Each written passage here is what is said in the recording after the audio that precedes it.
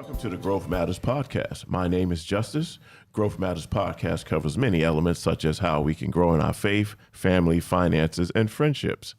Today, our episode is Bouncing Back from Divorce with Strength and Resolve. We have Ellen Holtzman, psychologist. Her expertise includes treatment of anxiety, depression, relationship issues, and adults. The author of the book, Bounce Back, How Women Lose and Find Themselves in Marriage and Divorce. Welcome to the Growth Matters Podcast. Thank you very much. Please share a little bit with our listening audience about yourself. Okay. I'm a psychologist. I was working in New Hampshire for quite a while, and then I had an office in Wakefield. So I've been practicing probably for about 35 years. I've had experience with lots of people through the years, but I had a particular interest in treating women who were going through divorce. It had been something that I went through, and so I think I felt particularly attuned to their experience. Mm-hmm. It was easy for me to identify with what they were talking about, and so that was kind of the impetus of the book. It wasn't only those women that I treated, but I really felt kind of tied into them in a way that felt special to me. Well, that leads right into the good conversation. So what's some of the steps that you took to bounce back and rebuild your life? Okay. Well, let me tell you a little bit about me, I guess, in the book. So I went through a divorce. It was years ago. I was in my early 30s. I was completely unprepared. It took me by surprise. I had no idea this is what my husband was thinking about, my husband at the time. And I felt utterly destroyed. I didn't have any confidence in my ability to manage my own life, to take care of myself. All the things that you think you would know as an adult by my early 30s, I still, even though I had an education and I had a career and I had done a bunch of stuff, somehow I didn't have any confidence that I was going to be able to manage my life. And so basically, he was gone, and there I was left trying to figure out what to do. And I saw a therapist at the time. I was not a psychotherapist back then. I was actually a history teacher. But I went to see a therapist who was wonderful, really, and kept me going, was very supportive, and helped me put my life back together in a different way than I had imagined it would go. Mm-hmm. I didn't really know anything about divorce. I knew the divorce rate was high. I knew people who had gotten divorced, but I didn't really know what the experience was going to be for me. And it was really transformative in a very positive way. And I could have never imagined that when I first started to try and think about how I was going to get my life back together. Wow. Yeah, because I was seeing that the CDC was saying that I guess the rate in Massachusetts is 1.4 per 1,000 now. So it seems like it has increased over the last few years from, I think, when I was looking at it for 2022. Oh, has it? They were looking at it. Uh-huh. Yeah.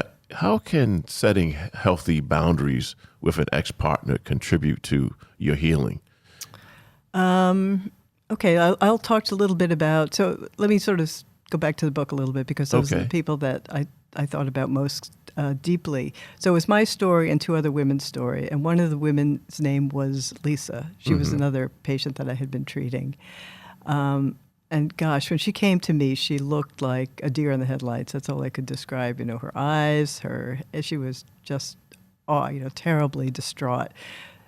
She had married in her maybe 20, 22, something like that. And this was her high school boyfriend. At this point, she was 50 years old, and her husband had an affair. And it wasn't just that he had an affair and he kept going back to this woman. Oh. And so in between these events, she would kick him out, he would come back, he would promise, things would change, and he would start all over again. And she was she kept letting him back into the house. I couldn't believe it, actually, why she would do this, because she was miserable, completely miserable. She wasn't sure what he was doing. She always felt like she had to keep tabs on him. Mm. And I think the boundary was finally for her to be able to say she wasn't going to let him back in unless, something really changed, therapy or something would change. And so that was the line in the sand that she drew, which is that, and it was very painful for her, because she almost felt like she was, kicking him out the door and kicking him to this other woman, which is not really the outcome that she wanted to have. Mm-hmm. But we talked about what it's like to have somebody in your house that's supposed to be your loving partner, that you're always suspicious of, that you always have to watch, you always have to keep on a short leash. And finally, that was the boundary. He went out of the house, and that she didn't divorce quite. I mean, it was still a painful, Yes. situation for her to get to divorce, but she did not let him back in the house after that. And so that, that was a really good boundary. That was health, I think, for her to finally say that she was not going to tolerate it anymore. She wasn't going to, in her own home, she didn't want to live like this, I think. So that helped her with the healing process. Yeah. Okay. Yeah, it was a long, long road, but that was a first step that I could see her kind of taking for herself. So what role does that play in like self-care for the recovery process? Yeah, that's a good question. I was thinking about that a little bit because to take care of yourself, I mean, I think particularly for women, and that's, the book is about women and probably that's the target audience in a way, but it could have to do with men anyway. Yeah, I would think so. Because, I mean, you have fathers that have Yeah, daughters that's that right. go through that, or brothers with sisters Right. go through that. And I think they would be interested as well in just to share that information Right. of how to rebuild and what things they need to do for self-care. Okay, so self-care, you first have to think that you have a self that's worth caring for. And I'm not sure everyone believes that, and I'm not sure every woman believes that, because a lot of her life is defined around all the people she takes care of. She takes care of her husband, the plants, the dog, the children, the house, and she gets, not to say it's not a satisfying experience, but I think she can easily neglect herself in the process. And sometimes the women I've treated, when I talk about taking care of themselves, it almost seems like a foreign concept to them. They feel like they're selfish. Okay. Like if you decide that you want to read one afternoon rather than do the laundry, that feels like being irresponsible, not being a good homemaker. And so it's a struggle. To me, it's kind of surprising, but it's often a struggle to get women to think about how to take care of themselves because it's just such an unusual concept. And not only do they feel selfish, they often feel guilty, as if they're being, a bad person by electing to do something for themselves. So self-care is an important part of just having a self. And I'm not sure everybody has that sense that they have a self that's worth taking care of. And so I guess that's part of the process in therapy, is coming to value yourself and really thinking about what is it going to mean for you to be not exactly number one, but at least equal to all the other people in your life that you're taking care of. So, individuals, divorce is definitely a tough situation, but how do they navigate, social situations with friends and family who may take some sides? What would you say to them? How would you kind of coach them and through that? Yeah, that's another good question. So I'm thinking that when you make a big decision like divorce, you have to be able to live with this decision. And you can't live with it if somebody else is making it for you, or if somebody else is even directing you or encouraging you to go in a particular decision, either to stay married or not stay married. And so I think the first thing I do is really help people think that they're in charge of their future. They're the ones that are going to have to live with it, and so they're going to have to make the decision. And I think in some ways that's a little painful, because people come to me as a therapist thinking I'm going to tell them what to do. Okay. They lay out their whole marriage to me, the whole story. He did this, I did this. We go back and forth for a long time. And I think they think I have some magic information that I'll be able to say, do this or do that. And while I may think of something that I think would help them, it's not anything that I would say, because that's really not my job. My job is to help them find a way to make the decision of their own. So I guess when it comes to friends and family, I would say you have to be a little assertive. People try, I think, and direct you out of the goodness of their heart. They're not trying to be bossy or mean to you. They see you struggling and they see you confused, and so they think that they're helping by giving you their opinion. And so the first step really is to say politely, that this is a decision that I need to make on my own. I appreciate you offering help, but I don't really want to be swayed in one direction or another. But in doing that, in navigating that, so really they just need to step away and put a plan in place for themselves, for self-care. Right. How are we going to handle this? How did I come to the decision? Right. And those kinds of things. And that's some of the things you talk about in bouncing back from when they find themselves during divorce and taking care of themselves and moving on with their career or what have you. Right. So, this is because I think the thing about divorce, and maybe this is what struck me more, I didn't know what I was doing, but when you think about divorce, you think about grief, because it is grief. You've lost a spouse one way or the other. Even if it's your decision, you've still lost somebody. You've lost the dream that you had for the future. Yes. Which is that you were going to stay married for your whole entire life. You were never going to do this to your children. I mean, nobody really wants to ever tell their children that they're splitting up. And so there's so many levels of grief that come into divorce. And that's maybe initially, where I start with working with people. But the healing process is really to figure out who you're going to be, because you're not the same person divorced that you were married. You're presented with all these new challenges. You go to a party, like if you're married and you go to a party or a cocktail party with your spouse, if you're a shy person, you're just hanging around listening to him talk, right? Yeah. You don't have to say anything because his job is to be the social one in the relationship. Well, if he's not there and you go to a party, you don't want to be sticking out like a sore thumb by not saying anything at all. So you have to push yourself to be more social than you might be otherwise. And I think that happens in a lot of different ways. I think people when they're married, they just sort of divide the labor. One person's good at one thing and the other person's good at another things. And you just rely on your partner to do a lot of the things that you don't really want to do. Okay. And when that person's gone, you don't have the luxury of anybody to rely on any longer.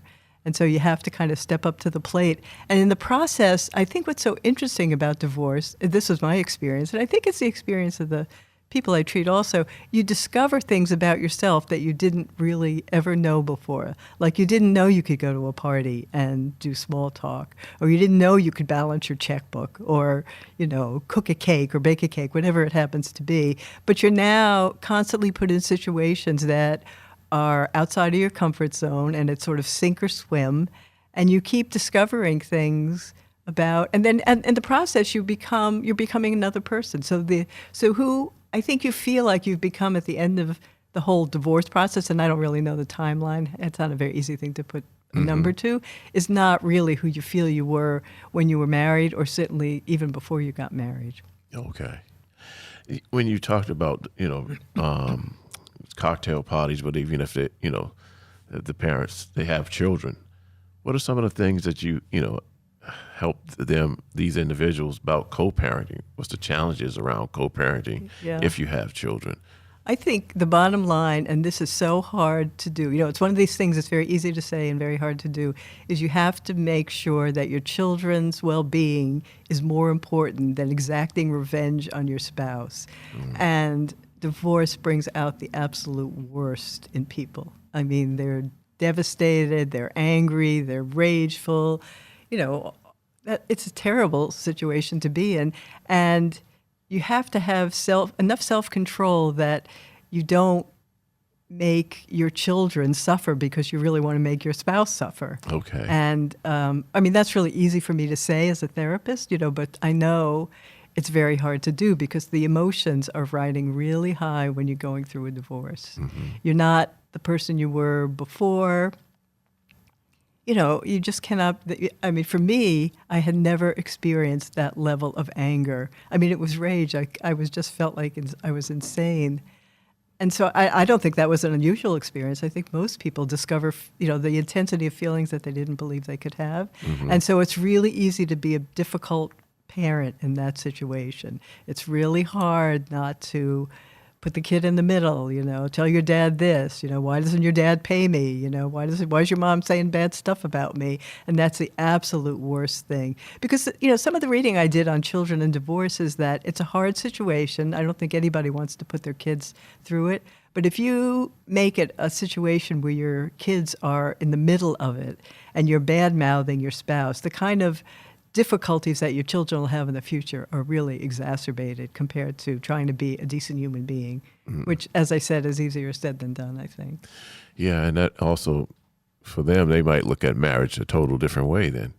The children? Yes, the children. Yeah, because this one woman that I treated, Lisa, whose husband was having the affair, she was the child of a divorced parents. Okay. And she, even though her children were in their 20s, she swore to herself she would never do that to them. Like, this was her life's goal, was to have a happy marriage. Her children would never have to face parents that would split up.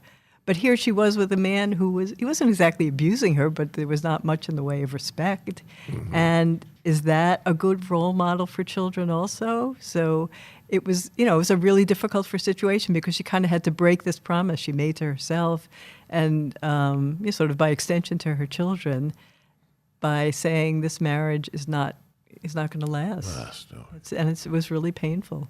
Okay. What are some of those steps that you helped her with that in talking through that process about the co-parent? Well, I mean, if they were pretty much adult children at that point, so there wasn't so it wasn't going back and forth. Right. Okay. It was just saying to her, you're going to be, even though your children are grown, you're still a role model for them, particularly for the daughters, but for the sons too. Yes. Is this how you want your children to see you and your husband, that you would have been somebody that would have tolerated this? Mm-hmm. And so, that I think that was sort of one way I tried to help her see that this was, and also they were grown. They could take care of themselves. She didn't have to take care of them, even though it was a hard decision for her. But, she had to see herself as somebody that could manage on her own. Okay. How do you support clients who are experiencing significant stress following a divorce? I think one interesting thing about therapy is that it's a very different conversation than like an ordinary social conversation. Okay. And I've thought about this a lot because when you watch people talk or when you're engaged, if you're at dinner with people usually, like somebody tells a story, another person tells a story that relates to person A's story. Mm-hmm. And then person C chimes in and they have something that's similar. And so it's just people, and it's a nice way to speak. It's pleasant. People are learning about each other. Everybody's sort of sharing something about each other. Therapy is not that kind of conversation. It's a really different kind of conversation. I very, very rarely say anything about myself. Okay. If I had anything in mind that I wanted to say, I would always ask the client's permission if they wanted to hear it or not. So they are telling me their story, and what I'm trying to do is, and I listen to them, is to sort of extract the feeling and reflect it back to them so that they could see that I understand what they're going through. Mm-hmm. And it's a very quiet conversation. There's lots of space in between. There's lots of thoughtful moments. There's lots of me trying one thing and that doesn't work. I try something else. But it's a conversation that's really devoted to giving them a sense that they're not alone, that they're understood, that's my job is to understand them. And that's how healing takes place. You begin to feel that there's somebody in the world who really wants to understand you. And that's just a tremendously powerful experience. And, I think people, I think of, when you think of therapists on TV, they're going, Okay. And it looks kind of silly. And there's the other person sitting there wondering what the therapist is thinking. But what happens in therapy really is that you have a kind of such a special conversation. Who else will sit there week after week and really want to understand you and really just wants to listen to you? And so that's how people feel less alone. And I'm hoping that the book does something similar because it's designed to make people feel as if they aren't alone, that their kind of dilemma are dilemmas that many people face. Okay. And so that's sort of the part of the book. And it's also, when they come into my office, people do feel very alone, particularly if they're going through a divorce. They feel like they're the worst person in the world. Nobody understands them. They, even though lots of people have been divorced, that's not what they're thinking. They're thinking, oh, this is just happening to me. And so, part of dealing with the stress is getting them over the isolation part, I think, of what they feel when they go through a divorce. It goes back to what you said. It's like grief. It is grief. And how do you help them with that lost part of their life? Right. Well, it takes a long time. And I think people don't realize how long it's going to take. And I think they think that there's something wrong with them that it's actually taking so long. But there's so many levels of grief when you get a divorce. I mean, it's like death in a way, but in some ways, I remember thinking this, it would have been so much easier if my husband had just died. Okay. I didn't realize I wasn't going to kill him or anything, but I just thought, well, it would have been clean cut. Okay. But makes it easier, right? It makes it so much easier. I wouldn't have to felt rejected, but he chose to leave. Okay. And so that's a whole different experience. I had to sort of come to terms with the fact that somebody I thought loved me didn't even look like he liked me anymore. And so grief is an important part of that. Mm-hmm. And getting people through it is I think it's giving them a more realistic perspective on what it takes to get over grief. Mm-hmm. And that takes time, it takes repetition, it doesn't take effort, it takes patience. Okay. It takes patience with yourself, because people, they come in and they think they're supposed to get cured, they're supposed to get all fixed up and go out and be fine, but it's just not like that. It's a big loss. And so you have to kind of get your mind around the fact of what you lost. And initially you don't have any picture of what you're going to have next. So later on, it's much easier because you've gone out on a date, you've gotten a new job, you bought a new house, you moved to a new apartment, whatever it is. Your kids are doing fine in school. You could see how it's going to go at a certain point. But when you're newly separated or divorced, all you have are memories of that person and the marriage and the family that you had together, and you have absolutely no idea about what could come next. Mm-hmm. And it's really scary. And so people have to be sort of gentle and patient with themselves as they're trying to, and some people, all they want to do is find a new partner. And so they're out there on the dating apps or whatever version of this that they happen to do, because the idea of being alone is so painful. But that is not a good thing to be doing. I mean, that's like going from the frying pan into the fire. Who knows what you're going to end up with? So you have to be able to just sort of live with it for a while and understand that this is human nature. We love people, and when they're not there, we feel a lot of pain because they're gone. And that's grief. Yeah, because it takes a little bit of process to find yourself and rebuild and have that strength and resolve it really to move on. Yeah, right. I would agree with that, definitely. In talking about your book, one of the two persons, have they thought about remarrying? She did not remarry, but she met a man that she's a partner of, and she doesn't really want to be married again. Mm-hmm. And she doesn't even want to live in the same household, but they are content. They're very content in the relationship that they have. But it's funny, she said to me, she came back, right? I said this before, but a lot of people came back with the pandemic, and she was one of the many people that came back. Mm-hmm. And she said to me, well, when I was married to my husband, I couldn't bear to be separated from him. I needed to have him all the time. And she doesn't feel like that towards her new partner. And her question was, is this really love?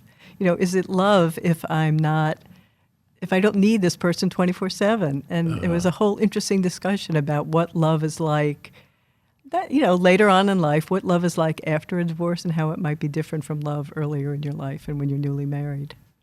Wow, that leads right into another good conversation. Individuals like that, that experience divorce, do they find that's an opportunity for them to personally grow as a person, knowing that you don't have to be around this person 24/7? Yes, I think they do. Yes, I think there is. And that's what you can't imagine when you first get divorced or separated. You can't imagine that anything ever good is going to come out of what looks like a horrendous experience. But it's quite, people put their lives together. And I think, for the women that I treated, I think most of them would say they're better off without the marriage than they were with the marriage. And that doesn't mean they may not be lonely or they may not want a partner, but the person that they've become is so much stronger, is so much more together, assertive, able to sort of manage on her own, able to stand up for herself. All the things that she felt she wasn't able to do when she was married, she can now do. That's a remarkable change. And it only came about from this very difficult experience of divorce. And if she hadn't, I look about my own life. If I had ended up in the marriage that I had at that time, I don't even know who I would have been. That was so transformative for me. It gave me opportunities. I went back to school. I got a new career. I made new friends. It was wonderful, and I can't believe I'm saying that, but it really gave me the chance for a second life that I never knew that I could have. Mm-hmm. But given that fact, what you just said, what if you did have a partner that was pushing you to be your own person and find yourself and grow? That would be very nice. People do. I know people do. I mean, I have that marriage now, I think. Oh, okay. But I didn't have it back then. Mm. Yeah, this is a totally different marriage than the first one. Okay. Well, I want to say thank you, Ellen Holtzman, for being a guest on Growth Matters Podcast and sharing some insights how to bounce back from divorce with strength and resolve. And thank you to our listeners for tuning in to Growth Matters Podcast. Remember to like, comment, subscribe, and share this episode with your community. Until the next time, stay focused, prepare, execute, and celebrate your victories as you continue to grow and develop in all areas of your life. I am your host, Justice, signing off.